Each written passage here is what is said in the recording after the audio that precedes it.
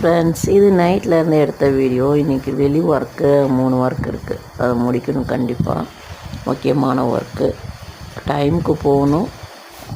இது நைட்டு ரசம் தான் வச்சேன். அதுக்கப்புறம் மீனை பொரிச்சு விட்டுட்டேன். மீன்லாம் ஆஞ்சி வச்சுட்டு தான் போனேன் அம்மா வீட்டுக்கு.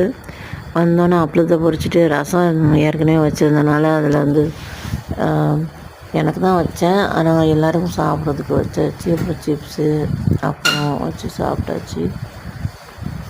ஏன்னா செய்ய டைம் இல்லை, வெறும் சோறை மட்டும் வடிச்சிட்டு மீனை பொரிச்சாச்சு. வெளியில் போனால் வீட்டில் சமையல் செய்கிறது கொஞ்சம் இதாயிரும். அதனால் கடகடன்னு கொஞ்சம் வேலையை முடித்து வச்சுட்டு தான் போனேன். நான் செய்யணுன்னு இருந்தேன், மறுநாள் தான் செய்யணுன்ட்டு அப்புறம் காலையில் செஞ்சேன்.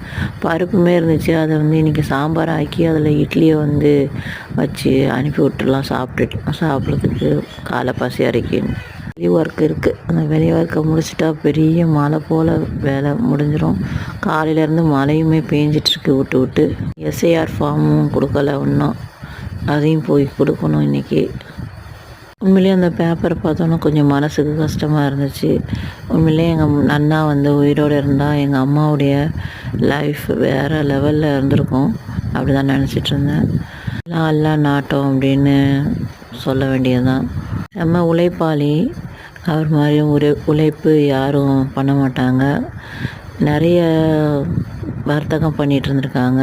டயர் கம்பெனி, அப்புறம் அரிசி மண்டி, எண்ணெய் மண்டி, கோப்பை சரக்குன்னு சொல்லுவாங்க, புடவை சரக்கு எல்லாமே ரொம்ப பெரிய குடும்பத்தெல்லாம் பருப்பு மண்டி அப்படின்னு ஒவ்வொன்றுக்கும் ஒரு மண்டி மாதிரி வச்சு வர்த்தகம் பண்ணிகிட்டு இருந்தாங்களாம். பயங்கர உழைப்பாளி. ஆனால் அவங்க பிள்ளை கஷ்டப்படும் போது எனக்கு ரொம்ப கஷ்டமாக இருந்தது. எங்கள் அம்மா அவங்க இருந்தால்